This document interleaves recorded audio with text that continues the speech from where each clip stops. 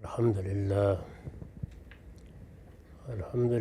رب العالمین والصلاة والسلام علی محمد الامین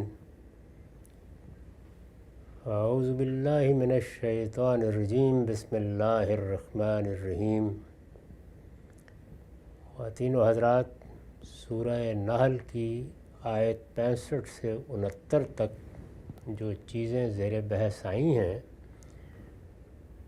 ہم ان کے بعض پہلوؤں کی وضاحت کر رہے ہیں۔ آیت 69 کا خاتمہ ان الفاظ پر ہوا تھا کہ ان فی ذالک لآیۃ لقوم یتفکرون، اس کے اندر بھی یقیناً ان لوگوں کے لیے بڑی نشانی ہے جو غور کرتے ہیں۔ اس پر میں نے حاشیہ لکھا ہے، اصل میں یہ تفکرون کا لفظ آیا ہے، اس سے پہلے اسی مقصد سے یسمعون اور یاکلون کے الفاظ استعمال ہوئے۔ اللہ تعالیٰ نے جو اسلوب یہاں اختیار کیا ہے وہ یہ ہے کہ اس دنیا میں جو کچھ ہمارے حواس کی گرفت میں آتا ہے، اس میں سے بعض چیزوں کو لے کر ان کی طرف توجہ دلائی ہے، اور پھر یہ کہا ہے کہ اگر تم غور کرو تو اس میں سننے والوں کے لیے بڑی نشانی ہے، پھر کہا اس میں عقل والوں کے لیے بڑی نشانی ہے، پھر کہا اس میں غور کرنے والوں کے لیے بڑی نشانی ہے۔ تینوں لفظ نشانیوں ہی کے بعد استعمال ہوئے ہیں، لیکن ایک تدریجی ارتقاء کے طریقے پر استعمال ہوئے ہیں، یعنی پہلے سمع سننا، پھر عقل، اور آخر میں تفکر، یعنی سنتے ہیں، عقل سے کام لیتے ہیں اور تدبر و تفکر کرتے ہیں۔ استاذ امام لکھتے ہیں یہی صفتیں انسانیت کا اصلی جوہر ہے، یعنی وہ چیز جو انسانوں کو دوسرے حیوانات سے ممتاز کرتی ہے۔ نباتات و جمادات تو تقابل میں زیر بحث نہیں، لیکن حیوانات ہماری ہی طرح قدرت کا شاہکار ہے۔ ہمارے جسمانی نظم میں اور ان میں کوئی بہت فرق نہیں ہے۔ جس طرح کی صنعت بنانے والے نے ہمارے اندر دکھائی ہے، ان میں بھی وہی ہے۔ بنیادی جبلتیں بھی اسی طرح کی ہیں، لیکن اسی نوعیت کے قالب میں ایک ایسی شخصیت ودیت کرتی ہے جو سنتی ہے۔ جانور بھی سنتے ہیں، لیکن قرآن مجید نے یہ بتایا ہے کہ اس سننے کی نوعیت فہم کی نہیں ہوتی، وہ جبلی رد عمل کی ہوتی ہے۔ ہمیں جو سماعت دی گئی ہے، یہ خارج سے آنے والے علم کو وصول کرتی ہے اور غیر معمولی طریقے سے وصول کرتی ہے۔ اسی طرح عقل ہے اور اسی طرح تدبر و تفکر ہے۔ یہی وہ چیزیں ہیں جو انسانیت کو باقی سب مخلوقات سے ممتاز کر دیتی ہیں۔ ان کو جس طرح قرآن نے یہاں بیان کیا ہے، ان میں ایک حکیمانہ ترتیب و تدریج ہے۔ سمع پہلے ہے، عقل بعد میں ہے، پھر تفکر اور تدبر ہے۔ قرآن مجید میں ترتیب صعودی بھی ہوتی ہے، نزولی بھی ہوتی ہے، یعنی پیچھے سے نیچے کی طرف، نیچے سے اوپر کی طرف۔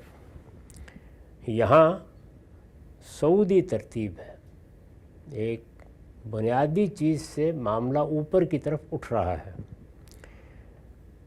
اس کائنات کے حقائق میں سے بے شمار حقائق ایسے ہیں، یہ کائنات حقائق ہی حقائق ہے، اس میں اشیاء ہیں۔ ایک پرت کھولتے جائیے تو نہ گنی جا سکتی ہیں، نہ احاطہ ادراک میں لائی جا سکتی ہیں۔ اس میں افعال ہیں جس کو ہم مادے کے تغیرات کی صورت میں دیکھتے ہیں، اس میں کیا چیز ہو رہی ہے، یعنی وہ جو بالقوہ ہے وہ بالفعل ہو رہا ہے، اور پھر اشیاء اور افعال کا باہمی ربط ہے۔ تو یہ پورا عالم ان 3 عنوانات کے تحت حقائق کا ایک مجموعہ ہے۔ اس کائنات کے حقائق میں سے بے شمار حقائق ایسے ہیں جو بدیہیات فطرت کے حکم میں داخل ہیں، یعنی ان کا معاملہ غور و فکر کا تقاضا نہیں کرتا، وہ سامنے پڑی ہوئی چیزیں ہیں، پیش پا افتادہ حقیقتیں ہیں، وہ براہ راست ادراک میں آ جاتی ہیں اور اپنے قریبی نتائج تک بھی پہنچا دیتی ہیں۔ ہمارے ظاہری حواس کا علم ایسے ہی کام کرتا ہے، باطنی حواس کا معاملہ بھی یہی ہے۔ باطنی حواس درد کا، غم کا، محبت کا، نفرت کا ادراک کرتے ہیں، اور اس میں انہیں تدبر و تفکر کی ضرورت نہیں ہوتی۔ اسی طرح کا معاملہ خارجی حواس کا ہے۔ اس طرح کی چیزیں گویا فطرت یا نیچر کے بدیہیات میں سے ہیں، ان سے ہمارے علم کی ابتدا ہوتی ہے۔ ان کو سمجھنے کے لیے کسی بڑی کاوش کی ضرورت نہیں ہے، ان کا معاملہ اتنا براہ راست ہوتا ہے کہ مقدمات قائم کر کے کوئی نتیجہ نکالنے کی ضرورت نہیں ہوتی۔ چیزیں حواس کے براہ راست ادراک میں آتی ہیں، خواہ وہ باطنی ہیں خواہ وہ ظاہری ہیں، اور ہمارے وجود کو ایک فہم دے دیتی ہیں۔ وہ فہم بھی ایسا ہوتا ہے کہ ایک دہقان کا، ایک فلسفی کا، ایک حکیم کا یکساں ہوتا ہے، اور ان چیزوں کو جس طرح جبلی تقاضوں کو ہم سمجھ لیتے ہیں اسی طرح سمجھ لیتے ہیں۔ ایک معقول انسان اول تو ان کو خود سمجھتا ہے، یعنی اللہ تعالیٰ نے جو عقل ہمیں دی ہے، تو عقل کا ایک پہلو وہ بھی ہے نا کہ جس میں گویا چیزوں میں توازن پیدا کر کے ہم اپنے فہم کا ادراک کرتے ہیں۔ یہ تو ہر شخص کے ہاں بالکل یکساں ہے، الا یہ کہ اس کا ذہنی توازن خراب ہو جائے۔ تو اب اگر کسی آدمی کے پاس یہ عقل موجود ہے، یعنی وہ ایک معقول انسان ہے، وہ اول تو ان کو خود سمجھتا ہے، اور اگر خود نہیں سمجھتا ہے تو چونکہ معقول باتوں کے لیے اس کے کان کھلے ہوئے ہوتے ہیں، ساری زندگی، سارا علم، سارے معاملات اسی معقولیت پر چلتے ہیں، اسی سے ہمارا مخاطب ہمارے لیے قابل بھروسہ ہوتا ہے، اسی سے اقدامات پریڈکٹیبل ہو جاتے ہیں۔ تو اس لیے اس میں کسی قد و کاوش کی ضرورت نہیں ہوتی۔ اس وجہ سے دوسرے کسی معقول آدمی کی زبان سے ان کو سنتے ہی از دل خیزت بر دل ریزت کی کیفیت محسوس کرتا ہے۔ کوئی توجہ دلائے تو بس سماع کافی ہے، سننا یعنی کان لگا کے سننا، توجہ سے سننا، فہم کے لیے سننا، سمجھنے کے لیے سننا، بس وہ کافی ہے، اس میں علم منتقل ہو جاتا ہے۔ یہ پہلا مرحلہ ہے۔ دوسرا مرحلہ یاقلون کا ہے، جہاں سوچنے، سمجھنے اور عقل سے کام لینے کی ضرورت پڑتی ہے، جس کو پیچھے قرآن مجید میں لفظ عبرت سے ادا کیا۔ یہ اردو کا عبرت نہیں ہے، عربی زبان کا عبرت ہے۔ عبرت کا مطلب ہے کسی چیز کو جب حواس سمجھ لیں، وہ ہمارے ادراک میں آ جائے، حواس کا علم بن جائے، تو اس سے جو لازمی تقاضے پیدا ہوتے ہیں، یا اس سے جو کلیات فوراً سامنے آنا شروع ہو جاتے ہیں، یا اس سے جن فروع کی طرف توجہ ہوتی ہے یا ہونی چاہیے ان کی طرف بڑھ جانا، جس کو آپ سادہ تعبیر میں یوں ادا کر سکتے ہیں کہ جیسے ہی ہم چیزوں کو دیکھتے ہیں تو وہ اپنے عقلی لوازم پیدا کرنا شروع کر دیتی ہیں۔ ہمارا تمام علم، سائنس، سماجیات، فلسفہ اسی پر مبنی ہے، سب کا سب۔ دوسرا مرحلہ یاقلون کا ہے، جہاں سوچنے، سمجھنے اور عقل سے کام لینے کی ضرورت پڑتی ہے، یعنی یہاں صرف سمع کافی نہیں ہوتا، بلکہ انسان کو غور کرنا پڑتا ہے۔ غور کرتا ہے تو عقلی لوازم تک پہنچنا شروع ہو جاتا ہے، جہاں مقدمات کی ایک ترتیب ہوتی ہے اور پھر ان سے نتائج حاصل ہوتے ہیں۔ یہ جو انسانی عقل کام کرتی ہے، اسی کو ریاضیاتی قاعدوں میں ڈھال کر ارسطو نے منطق کو وجود بخشا تھا. یعنی ہم کیسے سوچتے ہیں یا ہمیں کیسے سوچنا چاہیے، یہ سوچنے کا عمل نتیجہ خیز کیسے ہوتا ہے. تو اس میں جب تحلیل کی گئی تو معلوم ہوا کہ ہمارے سامنے دو مقدمات آتے ہیں، ان دونوں مقدمات سے ہم نتیجہ نکالنے کے لیے مجبور ہو جاتے ہیں، اور وہ نتیجہ 2 اور 2 4 کی طرح کا ہوتا ہے، اس میں کوئی گنجائش نہیں ہوتی. عقل ایسے ہی کام کرتی ہے. یہ مرحلہ پہلے مرحلے سے اونچا ہے، عبرت کا مرحلہ ہے یہ، اور علم کی راہ میں اس کے ثمرات بھی زیادہ وسیع ہیں. یہ جو آپ اس وقت سائنسی تحقیقات میں، انسان کو ملنے والی سہولتوں میں، نئے تمدن میں، نئی تہذیب میں ثمرات دیکھ رہے ہیں، نتائج دیکھ رہے ہیں، یہ انسان کی اس صلاحیت سے پیدا ہوئے ہیں. لیکن یہ ہے عقل عام کی دسترس کی چیز.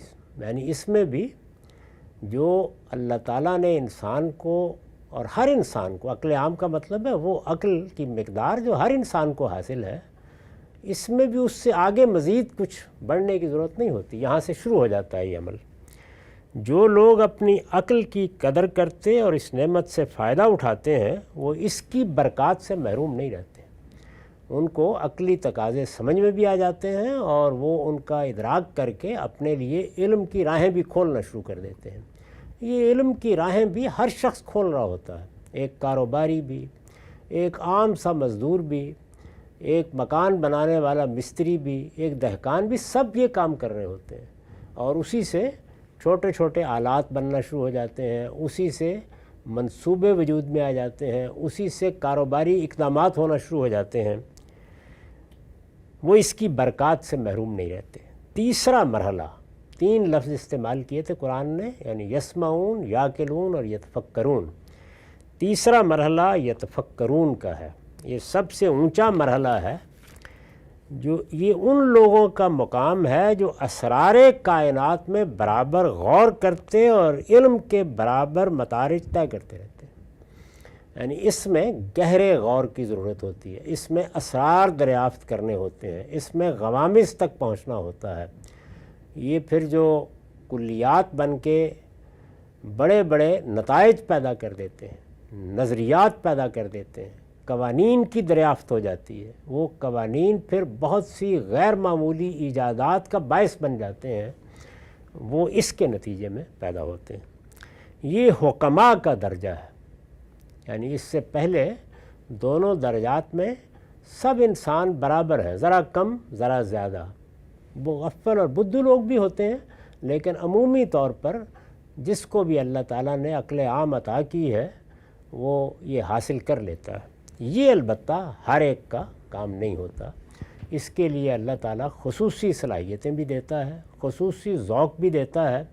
اور اسی طرح کے لوگ ہیں کہ جو مختلف علوم فنون کے بانی ہو جاتے ہیں اور بڑے بڑے غیر معمولی نتائج اور تحقیقات سامنے لے آتے ہیں. وہ جس فن یا جس علم کو بھی اختیار کرتے ہیں اس میں نئی دنیایں پیدا کر دیتے ہیں. یہ تفکر کے نتیجے میں ہوتا ہے. یہ حکماء کا درجہ ہے. جس طرح شہد کی مکھی اپنی بے مثال کاوش سے طرح طرح کے پھولوں سے رس چوس کر شہد بناتی ہے جس میں لوگوں کے لیے غذا اور شفا ہے، اسی طرح یہ لوگ اپنے تدبر و تفکر کی کاوشوں سے حکمت کا شہد جمع کرتے ہیں جس میں عقل و دل کے امراض کا مداوع ہوتا ہے. عقل و دل کو جو امراض لاحق ہیں، جس طرح سے جسم کو لاحق ہونے والے امراض کا مداوع راہ چلتے عقل عام سے کام لے کر ہی نہیں ہو جاتا. کسی حد تک وہ چیزیں بھی کام آتی ہیں، لیکن دوائیں ایجاد ہوتی ہیں، علاج کے طریقوں پر غور کیا جاتا ہے، نئے نئے آلات ایجاد ہوتے ہیں، کائنات میں کار فرما قوانین کو زندگی پر منطبق کر کے دیکھا جاتا ہے. یہ حکماء کا درجہ ہے. حکماء ہر علم میں پیدا ہوتے رہتے ہیں. وہ بھی کہ جو فلسفی مزاج کے ہوتے ہیں، وہ بھی کہ جو مادیات میں کار فرما قوانین سے ایجادات کی طرف مائل ہوتے ہیں، وہ بھی جو سماجیات، سیاسیات اور معاشرت کے اصول نکالتے ہیں، تو یہ سب ہوتا رہتا ہے۔ وہ خود بھی اس سے آسودہ رہتے ہیں اور دوسروں کو بھی اس سے فیض پہنچتا ہے۔ یہی فیض ہے جو ایک عالم پہنچاتا ہے، ایک حکیم پہنچاتا ہے۔ اس کا دائرہ علم مختلف ہو سکتا ہے، کبھی ہم طب کے لیے اس سے رجوع کرتے ہیں، کبھی ہم سماجیات کے حقائق کو سمجھنے کے لیے رجوع کرتے ہیں، کبھی ہم معیشت کے اہداف سمجھنے کے لیے رجوع کرتے ہیں، کبھی ہم سائنسی حقائق تک پہنچنے کے لیے رجوع کرتے ہیں۔ یہ سب ہوتا ہے ایسے ہی جیسے دین کے غوامض و اسرار کے بڑے بڑے ماہرین پیدا ہوتے رہتے ہیں۔ وہ خود بھی اس سے آسودہ رہتے ہیں، اس لیے کہ سب سے پہلے تو ہر علم انسان کی اپنی ضرورت ہے، تو خود بھی آسودہ رہتے ہیں اور دوسروں کو بھی اس سے فیض پہنچتا ہے۔ یہ تینوں الفاظ تھے جو قرآن مجید نے استعمال کیے اور اس طرح توجہ دلائی کہ اس دنیا میں جتنی چیزیں بھی تمہارے حواس کی گرفت میں آتی ہیں، اولاً علم اسی سے شروع ہوگا، اس کے اندر اترنا ہے۔ درجہ سماعت میں بھی اگر صحیح جگہ کھڑے ہوگے تو جتنی ہدایت تمہیں چاہیے مل جائے گی۔ درجہ تعقل میں بھی اگر صحیح رویہ اختیار کرو گے تو بہت سی چیزیں تمہارے لیے واضح رہیں گی، واضح ہو جائیں گی اور تمہارا علم بھی آگے بڑھے گا۔ اور درجہ تفکر میں اگر تم میں سے کچھ لوگ پہنچ گئے ہیں تو پھر کیا کہنے ہیں، پھر نئی دنیایں پیدا ہوتی چلی جائیں گی۔ یہ توجہ دلائی ہے اور یہ کہا ہے کہ سب کے لیے جو اصول علم ہیں وہ دو ہی ہیں۔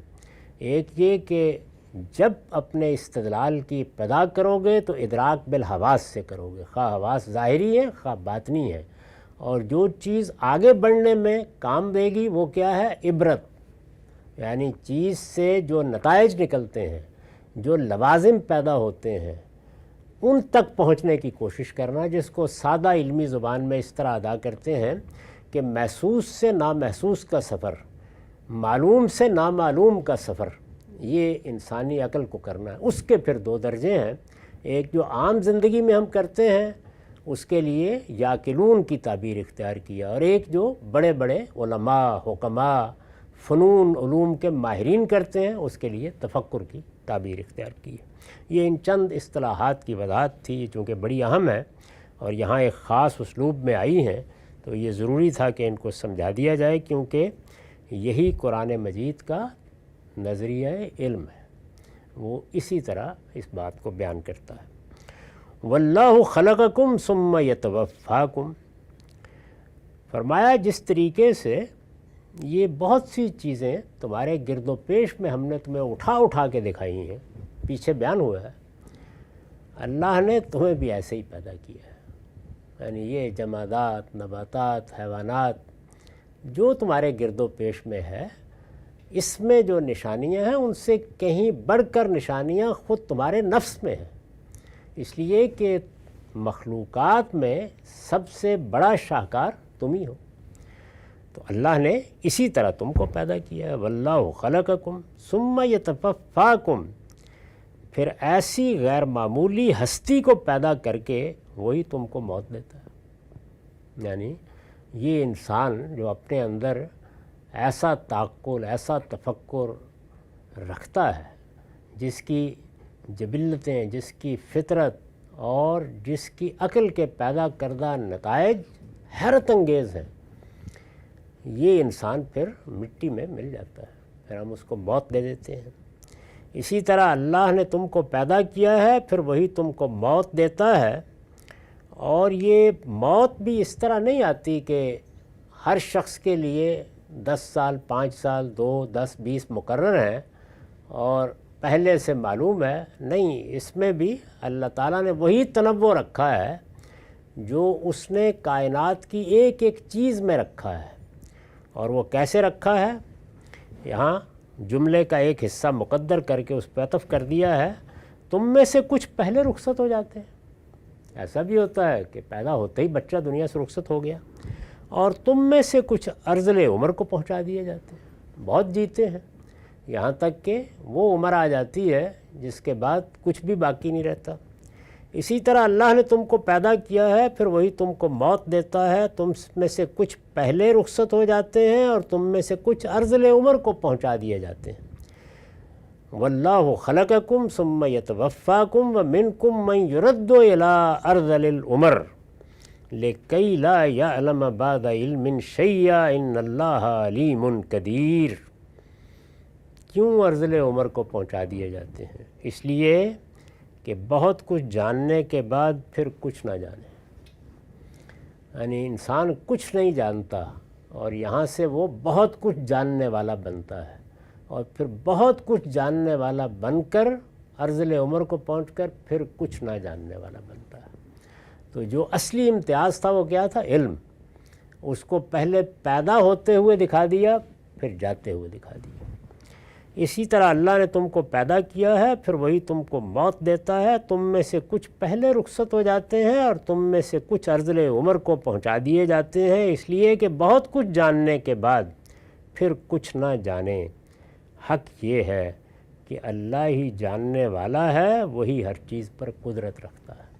یہ اب نتیجہ نکال کے دکھایا کہ تمہارے ان تغیرات میں، تم پر گزرنے والے ان احوال میں، تمہارے اس عروج اور عروج کے بعد پھر زوال میں کیا نشانیاں بتائی جا رہی ہیں۔ چنانچہ اس پر میں نے لکھا ہے، مطلب یہ ہے کہ مرتے تو سب ہیں، مگر سب کا وقت ایک نہیں ہے۔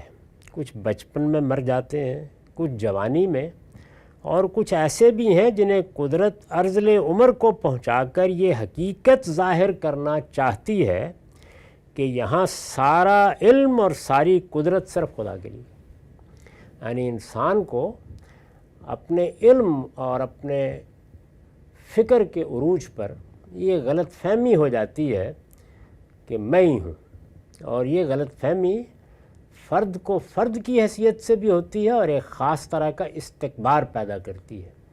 یہ انسانیت کو انسانیت کے طور پر بھی ہوتی ہے، یعنی جب علم کی بہت بڑی بڑی دنیائیں دریافت ہو جاتی ہیں تو انسان انسانی حیثیت سے، یعنی جیسے پوری دنیا میں انسان بکھرے ہوئے ہیں تو ان کے اندر ایک انسانی کلیت استکبار کا شکار ہوتی ہے۔ اس طرح کا استکبار جب سے سائنس کی غیر معمولی دریافتیں ہوئی ہیں اس وقت سے بچے بچے میں پیدا ہوا ہے۔ تو فرمایا کہ یہ ہم کیوں کرتے ہیں؟ اس لیے کرتے ہیں کہ یہاں سارا علم اور ساری قدرت صرف خدا کے لیے ہے، یہ سمجھانے کے لیے یہ کرتے ہیں۔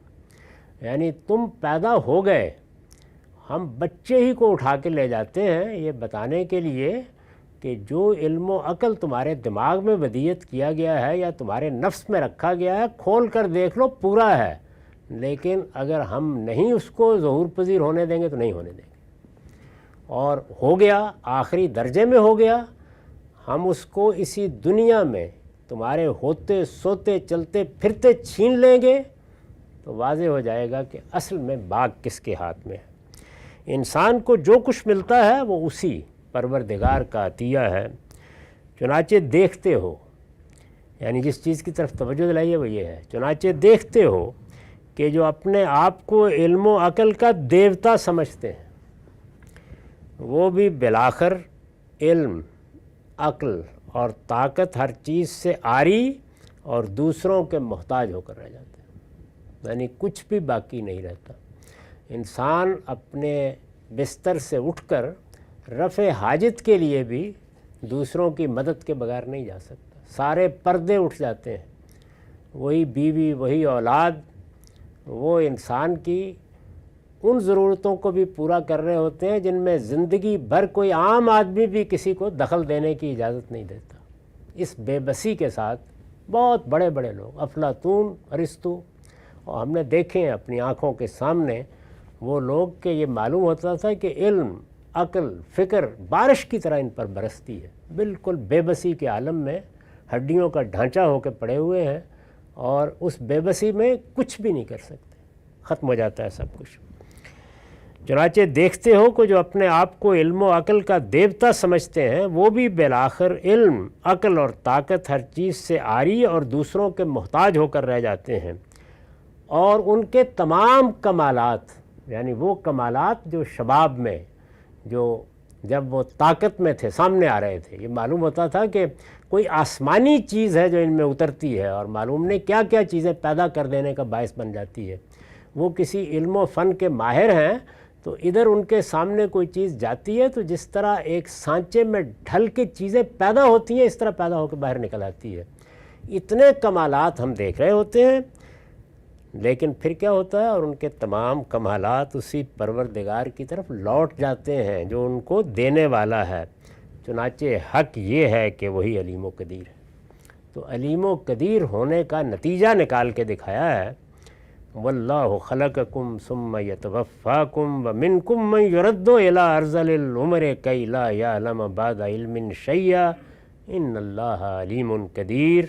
اسی طرح اللہ نے تم کو پیدا کیا ہے، پھر وہی تم کو موت دیتا ہے۔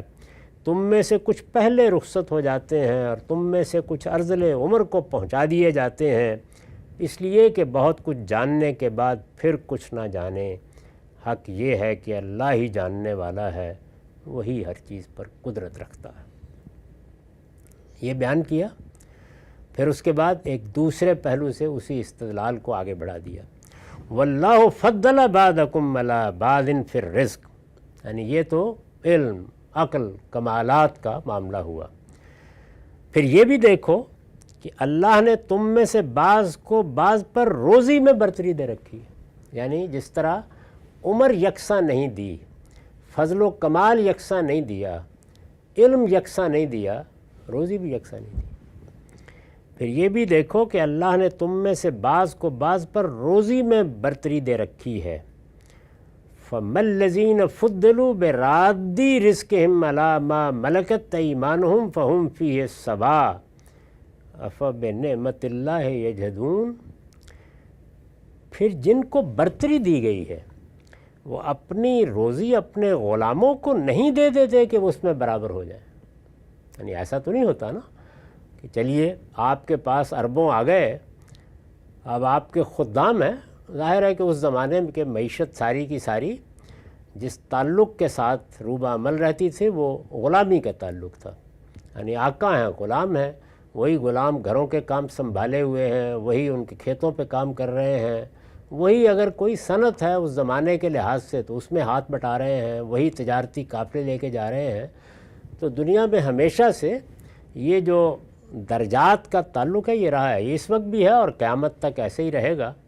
بہت سے لوگ ہیں کہ جو سرمایے کی غیر معمولی فراوانی کے ساتھ منصوبے بنائیں گے، ان کے پاس منصوبہ سازی کے لیے علم و عقل بھی فراواں اور مال بھی فراواں، اور بہت سے لوگ ہیں کہ جو اپنی خدمات ان کو پیش کریں گے، خدمات پیش کر کے گویا اس فن یا اس علم میں یا اس صنعت میں وہ خدام کی حیثیت اختیار کر لیں گے۔